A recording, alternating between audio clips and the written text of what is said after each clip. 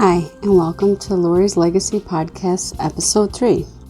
Today I thought I would talk about some classic symptoms for diabetes. This is one of the fastest growing conditions that Americans are getting due to our overeating and excess sugars and things like that in our food. So I thought this might be some helpful things that you could watch out for. One of the things that is a classic symptom is urinating too often. Diabetes makes the blood sugar levels rise high and the kidneys work harder to eliminate the excess sugars. So the bodies produce urine when the kidneys are overworked, leading to frequent urination. So just note, just because you have one of these symptoms, don't automatically assume that you have this condition, but these are just things to look out for. Dehydration is another thing that happens. When a person urinates too frequently, you produce loss of fluids. And the other problem is if you're not having enough fluid intake.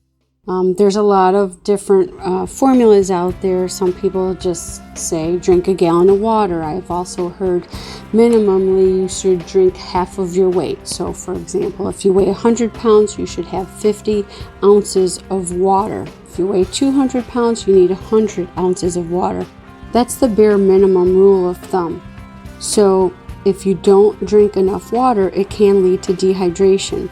There are several symptoms that you get if you are dehydrated: dizziness, dry throat, fainting, and fatigue. And of course, your urine is dark. That's another way some people say gauge it. If you have clear urine, then you're hydrated properly. Obviously, if you take vitamins, that could play a role into it. So pay attention to what you're putting in your system. Another sign is issues with your vision. Some people who suffer from the dehydration because it's a poor fluid intake and frequent urination, their organs have been deprived, and so lack of sufficient fluids in the eyes will cause them to deteriorate slowly and lose focus. Vision will also become blurry. If untreated, your blood sugar levels, you can actually damage your eyes permanently. So that is a key thing. Number 4, loss of weight. Sugar utilization is poor when your body lacks necessary hormones. Your body starts to break down fat and muscles to meet its needs. So again, if you're losing weight and you're really not sure why or not trying, pay attention to that. Number 5 is excessive hunger. Sometimes even when you eat, you still feel hungry. Diabetes suffers change in metabolism because the body isn't getting the necessary energy to perform daily tasks. So it makes the person feel hungry. Another sign could be constant tired and fatigue. Now we all are tired and fatigued for different reasons, so take some of these with a grain of salt. It happens if your blood sugar is too high or even too low. If it's too high, they can't enter the cells and it makes you groggy and lethargic. If you're not getting enough fluids, you get very tired. Now, these are not the only indicators. They usually come with some of the other symptoms I mentioned. Some people get a burning sensation in their limbs. That could be from high sugar levels that cause neuropathy. Sometimes this is very damaging and it's not reversible. Some people even, it leads to amputation. So if you're getting burning sensations in your limbs, please be careful with that. There's also deterioration with your dental health. Your body can't fight off your germs like a strong body because it has a weakened immune system, and it can cause oral health problems, tooth loss, swollen gums, pain in your jaw deterioration.